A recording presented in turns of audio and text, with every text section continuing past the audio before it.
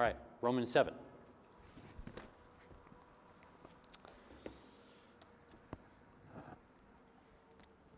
What is Romans 6 about? Sin. That's in one word. 5 words? The Christian's relationship to sin. What about Romans 7? What's it about? In one word? Law. Or maybe 2 words? The law. Okay? And in 6 words? The Christian's relationship to the law. Okay. All right, now I want to think a little bit about why Paul talks about the law of Moses so much. This can be hard for us to connect with. I think we read so much about what Paul says about the law, and we're like, this doesn't seem all that relevant, all that significant to us. Like most of us are not wrestling day to day with how the law of Moses relates to us.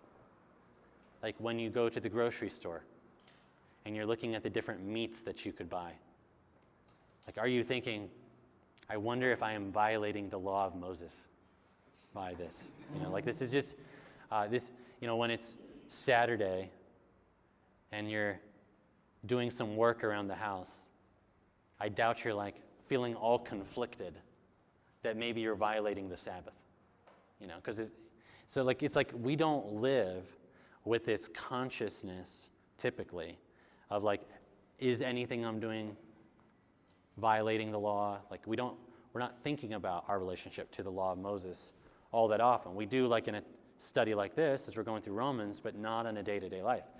But let's suppose, think about the history of Israel. Like when was the law given? Okay, so like, what years approximately was Moses around? Do you have any idea? Moses, 1400s BC. Okay, Abraham, like 400 some years before that. But for Moses, 1400s BC. So Israel is brought out of Egypt. They go to Sinai. They get the law. Okay? From that point on, the law of Moses governed every single aspect of the life of the people of God. What are things that the law of Moses talks about? It touches on like everything, but just throw them out there. What does the law of Moses touch on? Clean and unclean stuff. Bodily fluids and skin diseases and hairs growing here and there, what color they are, right? All that kind of stuff. What else? What's that? Yeah, what to sow in your field, how many years you're allowed to sow it before you got to take a break. How to dress, what to dress. Yeah, how to dress, what to dress like. Sorry, I didn't.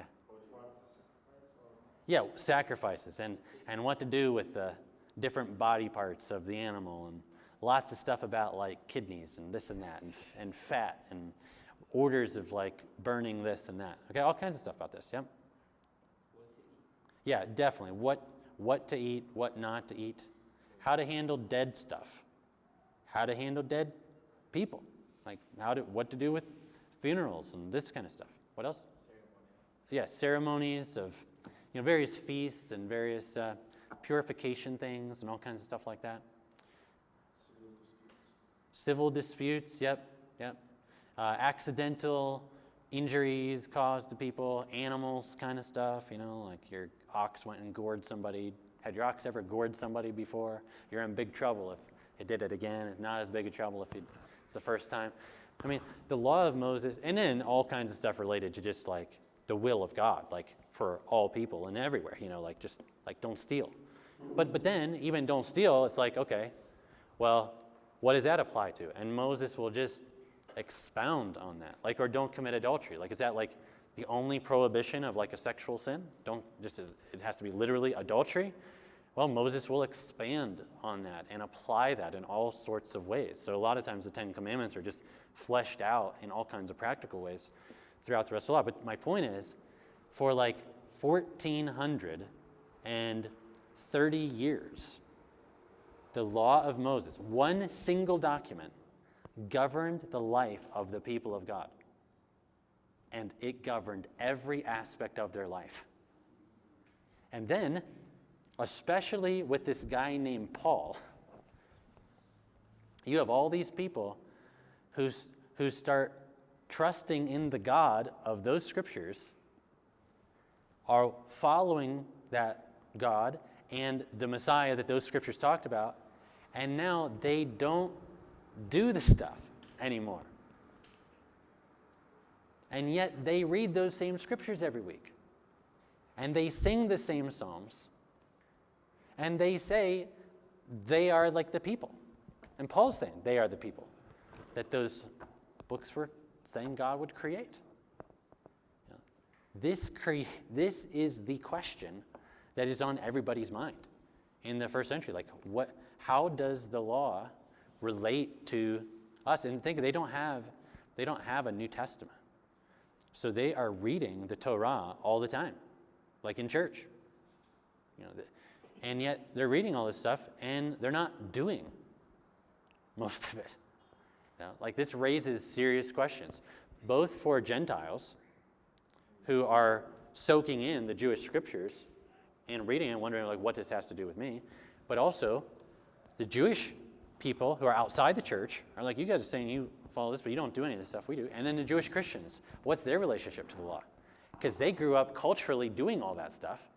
Now they believe in Jesus like Paul does. Can they continue to celebrate Passover? Should they continue to circumcise their sons? All of these kinds of questions are floating around in the early church. So we look at the same things today and we're like, this seems kind of like not very relevant. But I don't think there was much more relevant in the first century church. So Paul writes about this a lot. Now, in the book of Romans, what has Paul said so far about the law of Moses? Up through, not in chapter 7, but up until this point. Did Paul ever say the law is good prior to this? Not that it's inherently evil. It's that sin that brings death. Okay. Yeah. Okay. He says he upholds the law in his teaching. He definitely does not overthrow it. He upholds it. That's one thing he says about the law. Other things?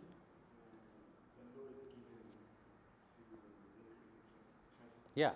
Yeah, the law came in to increase sin. Through the law comes knowledge of sin. Yeah, the law brings about the knowledge of sin. The law cannot justify. God has worked apart from the law. He also will say the law bears witness, though, to what God would do in Jesus. He views the law as a gift that God gave to Israel, gave them lots of wisdom and insight and knowledge that no one else had. The law will be used to condemn Jewish people. The law does not bring the promise of God, it brings the wrath of God. These are the kinds of things that Paul says about the law. And then in chapter 6, he says Christians are not under the law. They are under grace. Okay, so there's a lot of stuff in those first 6 chapters, and it's always like bits and pieces. It's just thrown in here and there, no explanations, just these short statements that are extremely controversial, that raise lots of questions, and he never answers the questions he knows people would have about the law in the first 6 chapters. He waits until chapter 7 to explain the Christian's relationship to the law. So all of it's like short statements prior to this, and I think Paul knew he was leading up to a long section on the law of Moses in Romans chapter 7. All right, so let's look at chapter 7, and let's do what we did last time. I want to go ahead and read the whole chapter, okay? So those who have not read, who wants to do the first 8 verses? 7:1 to 8. Okay, 7:1 to 8, and then 7:9 through 16. Okay, and then 7:17 through 25. All right, thank you. All right, so Romans chapter 7. What is Romans 7 about? The law. The believer's or the Christian's relationship to the law. And what is the Christian's relationship to the law? Christians have died to the law. That sounds pretty similar to chapter 6. Just substituting the law for sin. All right, so look at 7:1. Do you not know, brothers, for I'm speaking to those who know the law, that the law is binding on a person only as long as he lives. So death severs your relationship to the law. That seems to be the point there, right? The law is binding on a person only as long as the person's alive. The person's dead. The law is not binding on them. Death changes things. Death severs the relationship that somebody has to the law. Then he gives an illustration, right? Verse 2. Thus a married woman is bound by law to her husband while he lives, but if her husband dies, she is freed from the law of marriage. Accordingly, she's called an adulteress. If she lives with another man while her husband's alive, but her husband dies, she can marry somebody else. Not be called an adulteress. Why? Because it's an illustration. Death changes things. Okay? Death changes people's relationships to the law. Now, what's the point? The main point of Romans 7 is verses 4 through 6. Okay? Verses 4 through 6, this is the main thing. Likewise, my brothers, you also have died to the law through the body of Christ, so that you may belong to another, to him who has been raised from the dead, in order that we may bear fruit for God. The main point of all of chapter 7 is right there. Believers have died to the law of Moses. Why? It's one thing to say we had to be put to death to sin, because sin's bad. But to say we had to be put to death to the law, why? What does he say there? Verse 4? Well, first, how does it happen? How does a person die? It's through the body of Christ, which again I think is him saying through being united to Jesus, who died on the cross, you also have died to the law. And we saw from the first verse, the law is binding on a person only as long as the person is alive. So wherever death happens, things change, and you died. You died with Jesus to the law. Why? He says, so that you may belong to another. Who's that, do you think? Jesus, right? And it says it's clear, because it says to another, to him who's been raised from the dead. Why? So that, or in order that, we may bear fruit for God. So what does that imply about life under the law? You wouldn't bear fruit for God, apparently. Does that make sense? Because he's saying you had to be put to death to it, which means to be freed from it, released from it, so you could belong to Jesus and then bear fruit for God. Now, verse 5. It says, for while we were living in the flesh, our sinful passions, aroused by the law, were at work in our members to bear fruit for death.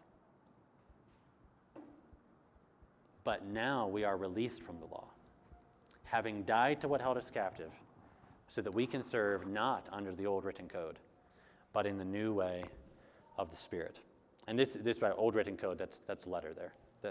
I searched that the other day, but ESV doesn't translate it as letter. I believe old written code is letter. This is the third place where you see letters, that letter spirit contrast. Okay, so this is pretty interesting. All right. Yeah. The old written code in the ESV here in verse 6. I'm pretty sure. I better check that out. It says in the footnotes of the letter. Okay. Yeah. Yeah. So that was interesting because remember I searched for letter, and it only came up in chapter 2 of Romans and 2 Corinthians 3. But I really thought there were 3, but that's because the ESV doesn't use letter for some reason. They use written code. So, but that is the same thing. Letter spirit contrast happens 3 times. So we serve not in under the old written code, but in the new life of the Spirit. So what's the problem with the law? In this passage. See, verse 5. Notice Paul talks about while we were living in the flesh. So apparently, as we think ahead here a little bit, Paul must not think that believers are still in the flesh. Because he's talking about this as though it's like past, right? While we were living in the flesh, our sinful passions, or the passions of sin, were aroused by the law.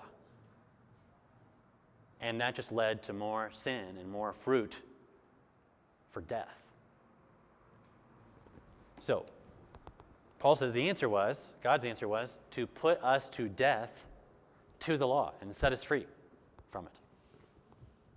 To release us from what held us captive, so we could serve not under the old written code, but in the new way of the Spirit, and actually bear fruit for God now. Now that is the main claim of this whole chapter, but this starts raising some serious questions, though, about Paul's view of the law. Like, specifically, what would you want to ask Paul about the law and sin? Because pretty much everything he just said there about the law, he said about sin in chapter 6. So what question you ask? What shall we say then? Is the law sin? Is that's your view, Paul? That the law itself, the law of Moses, is sinful? Is it equal to sin because you're saying the same things? We had to be united with Jesus so we could die to sin, so we could live for God and bear fruit for him. We had to be united to Jesus, die to the law so we could live for God, bear fruit for God. Is the law sin? His answer, of course, by no means. Yet if it hadn't been for the law, I wouldn't have known sin. Now, in what sense wouldn't he have known sin, do you think? Yeah, you could say he wouldn't have known sin as in terms of the content. He wouldn't have known what it is to transgress, apart from the law. So this is interesting to me that in this section, I'm not sure, but I think that Paul continues to use sin as a personified thing as well. I wonder if this is saying more than just, I wouldn't have known what sin is. But I wouldn't have known just that, I shouldn't murder. I think that's part of it. But I think Paul gets an experience or an understanding of sin far beyond that through the law. Because look at what the text says. He says, I would not have known what it is to covet if the law hadn't said, don't covet. So there's maybe I wouldn't have known exactly what that prohibition was. But look what happens. But sin, seizing an opportunity through the commandment, produced in me all kinds of covetousness. Apart from the law, sin lies dead. I was once alive apart from the law, but when the commandment came, sin came alive, and I died. What does he start to realize about sin? What does the law show him? The sinfulness of sin, the power of sin. I think he gets to realize or to know covetousness more than just coveting is bad. Sin takes that commandment, and what does it do in him? It stirs up all kinds of covetousness. And this is what I'm saying, I think there's maybe a little bit more than just saying the law just helps me know that this is right or this is wrong. What he finds out is that the law gives me a knowledge of sin that I don't want.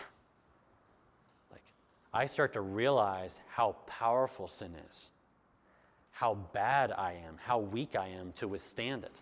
Sin takes the commandment, and what does it do through it? It seizes its opportunity through the commandment to kill me. This is what happens whenever the law comes to a person who is in the flesh and still under the power of sin. So take this. You got a person who's in the flesh, who's under the power of sin, and the commandment comes to them. Does the commandment help them?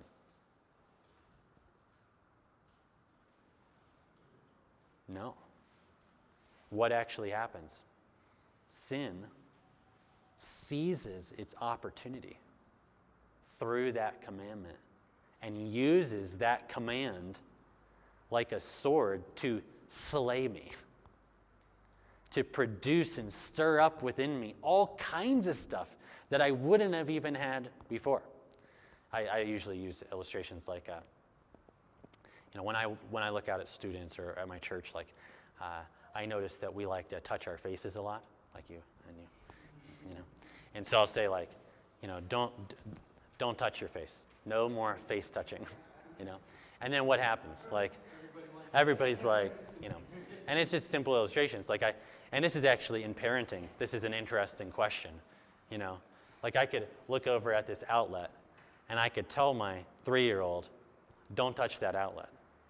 Or I could just hope they never see it and touch it. But what's the problem? Once I tell them, look at that, don't touch that. They're probably way more likely. Whether they will or not, I know they'll want to more. I know they'll want to more, right? Because this is just part of, I don't know how to even explain some of this, but this is part of human nature. But I think Paul is observing that specifically when you've got a person who's in the flesh, who's under the power of sin, when the law comes into that person, it does not deliver them from the flesh or sin. No, sin actually seizes its opportunity through that commandment to slay and to kill. In fact, Paul pictures it like this. Up until that point, sin's kind of like, it's there, but it's kind of like lying dead on the ground. But once the commandment comes in, sin springs to life, grabs hold of it, and kills me with it. This is a very interesting picture. So, and then he says, so verse 10, so the very commandment that promised life proved to be the death of me. For sin, seizing an opportunity through the commandment, deceived me, and through it killed me. So what was that right there? That was Paul's defense of the law. Because look at verse 12. You see? So then, the law is holy and righteous and good. Because remember, the question was, Paul, are you saying the law is sinful? He says, no way. And he says this, and he's like, there you go. See? Law's not to blame. Law's holy, righteous, and good. It doesn't seem like it was a very good argument. But what has he done? He's cleared the law because he puts all the blame on whom? On sin. On sin, right? And me. So the problem with the law isn't that the law is evil. Okay, because the law is righteous, and the commandment is holy, righteous, and good. But what is the problem with the law? Sin, and the problem with the law is that the law is weak. What's that? It can't deliver, right? Okay. The law is not bad, but the law doesn't have power. It does not have the power to change. It can tell you a bunch of holy, righteous, and good things to do, but it cannot give you the power to do them. The law is holy, righteous, and good, but it can't make you holy, righteous, and good. In fact, you find a person who's already under sin and in the flesh, you throw a law at them, and what's that going to do? That will not deliver them. What will probably happen is it'll just stir up more stuff in their life. And I think this is his teaching on why we had to be delivered from all of these things, the flesh, sin, and the law, all of them. I think it does show us things, but I think it also is stirring the pot, like you're saying, it actually produced in me all kinds of covetousness that I didn't even, where did that come from, And so this is like going back, he said, so God's answer to this was to put us to death to the law and to set us free from it. And to put us under something else, under grace. So as you read through Romans 5 through 8, there are 4 enslaving powers in Romans 5 through 8. What are they? 4 things that Paul kind of personifies or views as these powers that dominate people who are outside of Jesus. You've got, in chapter 5, 12 through 21, it's predominantly what reigned from Adam to Moses? Death, the reign of death. Chapter 6 is about the reign of sin. Chapter 7 is about the reign of the law. And chapter 8, 1 through 17, is about the 4th of these, which he's just introduced, the flesh. And in Paul, those 4 things work together to enslave and condemn all humanity and imprison all human beings. Now, of those 4, death, sin, law, and flesh, if I gave you a test, it was which of the following does not belong? Death, sin, law, flesh. One of those doesn't really fit very well there. Law, right? Why? Because it's holy, righteous, and good. So in that sense, It's spiritual. Paul's never going to say sin's holy, righteous, and good, or death is holy, righteous, and good, or the flesh is holy, righteous, and good. He would say that about the law. The law doesn't seem to belong. So in his picture of what's happened, basically, the law is good, but the law is weak. And so what happens? Sin hijacks the law and uses it to kill. And so in this kind of picture, like the law becomes like a helpless victim or a helpless, like a tool in the hands of sin to dominate those in the flesh and bear more fruit for death. This is his picture of humanity outside of Jesus. And it's a really sad one. And so what's the answer? And what's going to free you from the reign of death? The death of Jesus. Right? What's going to free you from the reign of sin? Being united to Jesus in his death and resurrection. What's going to free you from the reign of the law? Being united to Jesus in his death and his resurrection. And what's going to free you from the reign of the flesh? Being united to Jesus and the gift of the Spirit. So that when you're a believer, when you're a Christian, you are no longer under the reign of death, sin, law, or flesh. Like in Paul, it's all or nothing. Like you got this kind of like alliance of darkness that just dominates and destroys. But then Christ comes in, not the law. Law tries to maybe come in and help, but it doesn't. It just makes things worse. But Christ comes in and he can deliver. He can deliver you from every power of darkness. I think this is Paul's picture of the law. Now you'll notice, and then as you go through the text, you get all the stuff about the eye. Okay, so I have tried to not even talk about the identity of the eye. Okay, in this text, there's a few reasons for that, but one of the main ones is that if you start by trying to focus on who the eye is talking about in the text, you just go off into wander off into discussions and that never get anywhere, and you miss the point. The whole discussion of the eye is an illustration of the main point of the chapter. So the main point of the chapter is we needed to be put to death through the law so that we could belong to Jesus and bear fruit for God. Because the law doesn't deliver. It's powerless to overcome the power of sin. In fact, it just gives sin more power. And this is so foundational to Paul's view of sin and the law that even in 1 Corinthians 15, Paul hardly talks about the law like this in 1 Corinthians. But then at the end, in the climactic moment in 1 Corinthians, he just kind of throws this out there because this is so foundational to his view of human beings and sin and the law. So remember, at the end of 1 Corinthians 15, he's talking about the resurrection of all people, of believers. He says, then it'll come to pass, this saying, death is swallowed up in victory. O death, where is your sting? O grave, where is your victory? And what does he say? The sting of death is sin, and the power of sin is the law. But thanks be to God who gives us the victory through our Lord Jesus Christ. Sin, the law is what gives sin its power. And so God has set us free from both sin and the law in Paul's writings. So the main point in Romans 7 is we've been set free from the reign of the law so we could bear fruit for God.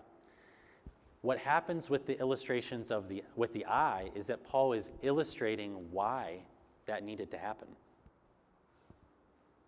A lot of times when people come into chapter 7, they want to just focus on who's the eye, who is the eye. But that is just an illustration of the main point. It is not the main point. The main point is we needed to be set free from the law of Moses so that we could bear fruit for God. It would be like me coming in here to this hour and saying, look, you know what Romans 7 is about? Romans 7 is about divorce and remarriage. Look at verses 2 and 3. Married woman, she, sleeps with another guy. She's an adulteress. But, so can't do that. But if her husband dies, then she can get remarried. See, this is about divorce and remarriage. And you say, Romans 7 is not about divorce and remarriage. I say, sure it is. It's right there. And what we say, no, that's an illustration of the main thing that Romans 7 is about. And I think that's what happens in our discussions of Romans 7 often. We want to focus on this discussion of who the eye is, and that's the illustration The main point is Romans 7, 4 through 6. You, likewise, my brothers, you were put to death to the law so you could belong to another. And when Paul says, here's why, because this is what sin does with the law, then he starts to illustrate that through the story of the eye. And he looks back in 7, 7 to 12 of like, here's this eye just kind of going along, doing its business. Life's pretty good. Then the law comes into the life of the eye, and what happens? Sin, which is kind of like laying on the sidelines, springs to life, grabs hold of it, and kills him. And then, chapter 7, verses 13 through 25, is the story of the rest of the life of the eye. Always looking at the law, trying to find strength, and what does he find out? Never able to do it. Always wanting, never doing. Desire, no ability. Because the law can't produce in people what it's calling for. This is why God set us free. I think these are actually long illustrations from the story of the eye. So, and coming back to this, part of the reason I also did not talk about the identity of the eye is that we could disagree on who the eye is referring to and still get the main point of this passage.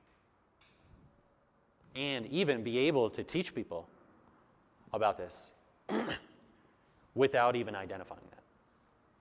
And I think that kind of sets our heart at ease a little bit on something that's really debated.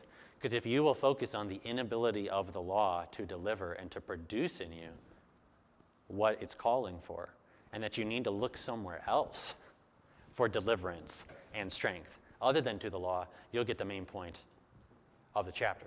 Now, having said that, who is the eye? I do want to talk about it. It's just, but I always go this way when I talk through the chapter, because I know everybody comes into chapter 7 wanting to go the direction of talking about the eye first, but then it always like ruins the discussions. Like you lose sight of what the chapter is actually about. But if you go the other way, you can have fun discussions about the identity of the eye. So here's what I want to do.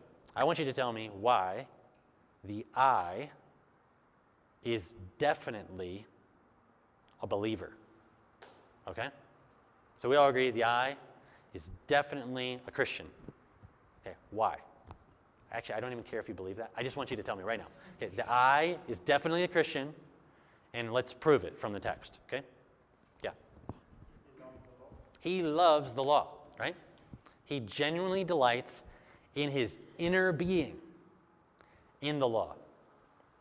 Surely that's a believer, right? I mean, what unbeliever would be that way? Okay? He talks about being alive. Sure. We're all dead. So if the person was alive, he's a believer. What else? He longs to be free from sin. Good.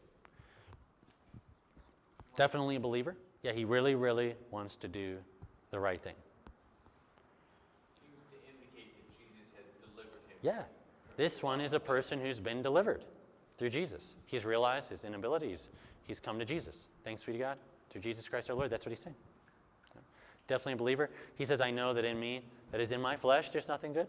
He's kind of like separating himself from that. Surely, this is a believer. Okay. So good reasons. And what's the most obvious one? We haven't missed the most obvious one. The strongest argument that this is a believer is that it says I, like 20 times. And who's writing this? Paul. And when's he writing this? He's been a believer for a long, long time. And he's describing his own experience. So certainly this is a believer. Okay, now, I want you to tell me why this is definitely, 100% sure, an unbeliever. It's so obvious. Like there's no way this is a believer. So why is this not a Christian? Yeah. He's not doing what he wants to do. Yeah, he's a slave to sin. He is characterized by willing, but no ability. And I know that God works in his people both the willing and the doing. That's Philippians 2, 12 to 13. Same kind of language, right? God works in us both the desire and the ability.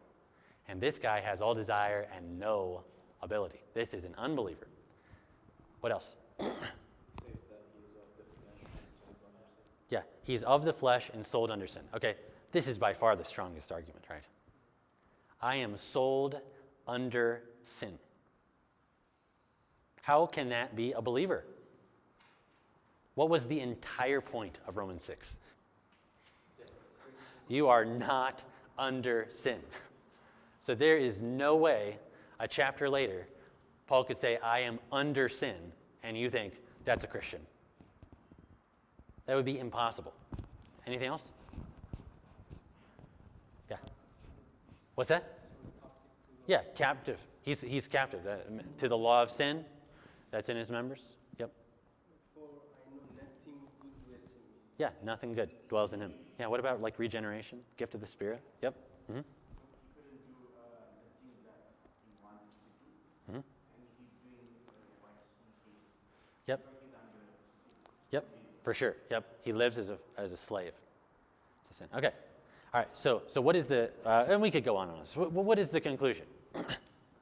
The identity of the I is clearly hard to determine, right? That's the one thing that is clear about the identity of the I. It's clearly hard to tell who exactly it is.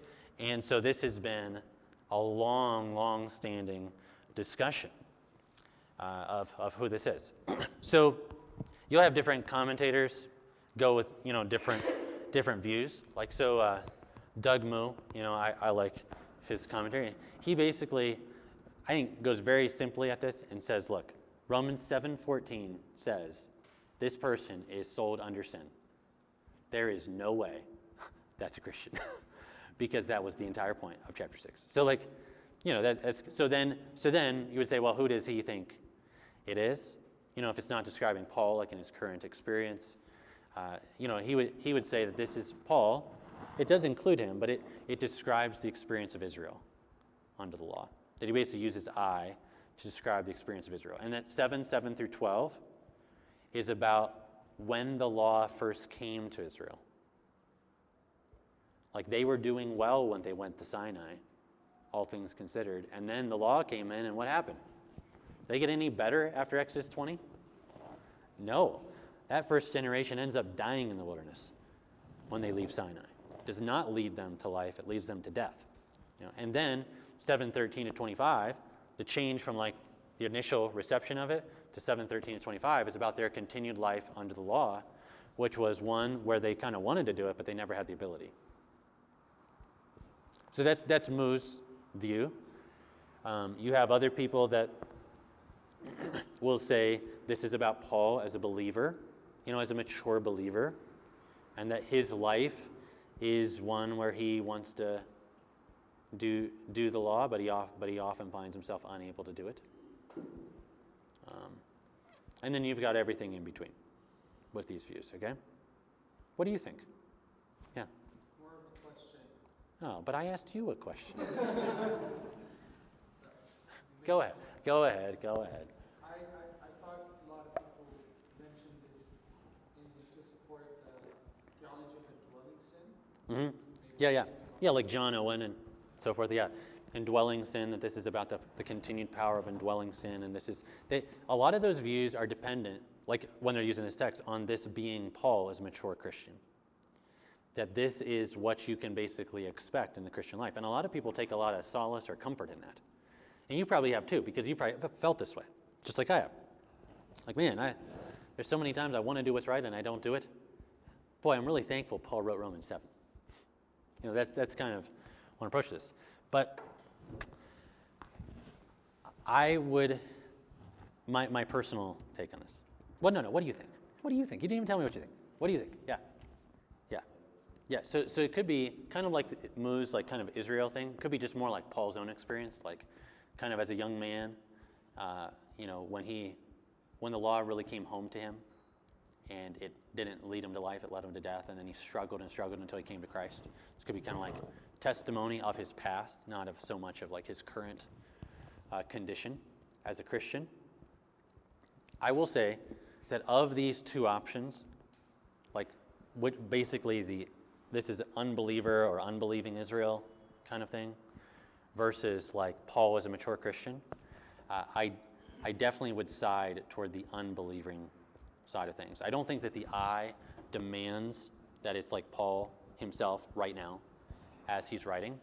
But the reason for that, for this view, is some of the things I've already said. One, that I am sold under sin. I have a really hard time like getting around that. Like that's just almost impossible for me to imagine Paul saying that as just a general description of a Christian, of himself as a mature Christian, that he is sold under sin after what he said in chapter 6. And then also what I said from Philippians chapter 2, that God works in his people both the willing and the doing, and this person is all willing and no doing. So of those options, what I really don't believe is I do not believe that this is the normal Christian experience that you should expect. That you will want to do stuff for God and never be able to do it.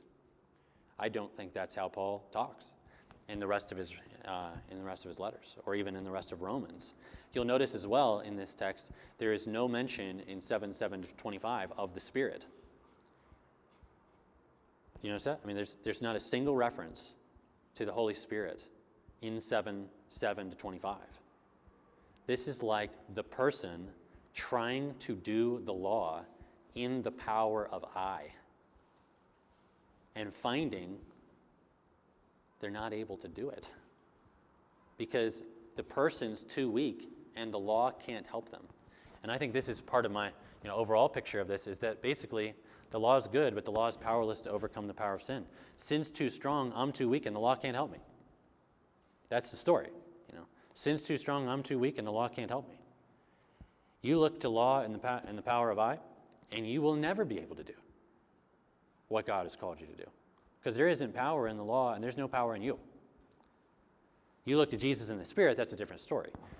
But I actually am not, my view, I don't really hold either view. Okay? So my own take on this passage, which I was initially shaped by Tom Schreiner, only to find out later that Schreiner changed his view. I think he should change his view back, because I liked his first view better. And I like him. He's a really nice guy.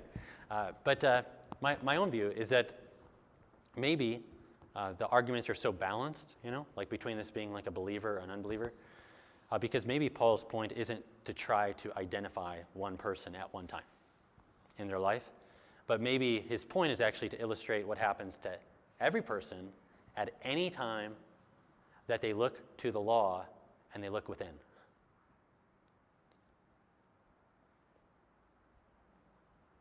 That's what I think. So in other words, it's not just trying to identify one person at one particular time in their life, but rather every person at every time that we take our eyes off of Jesus and the Spirit, and we put them on the law and its demands, and then we look within.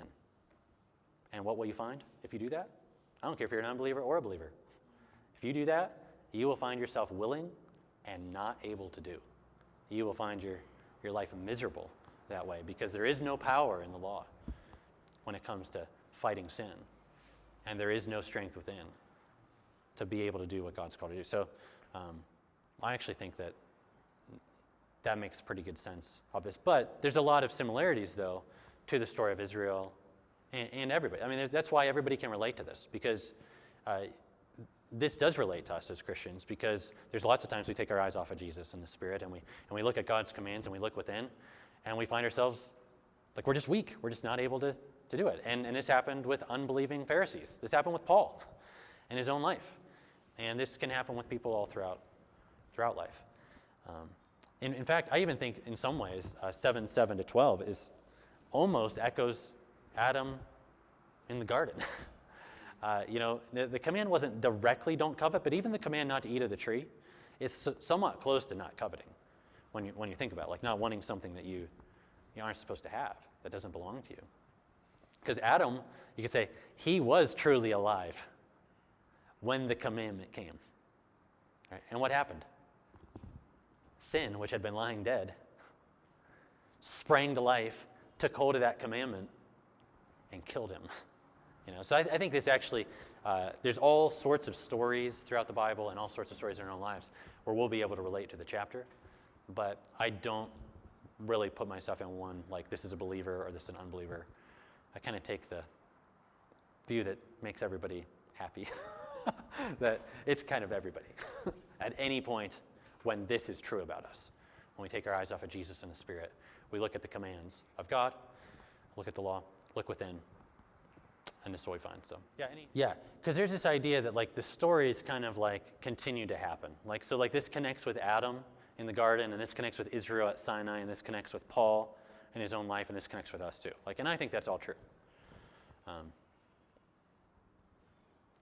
I think there's truth to that.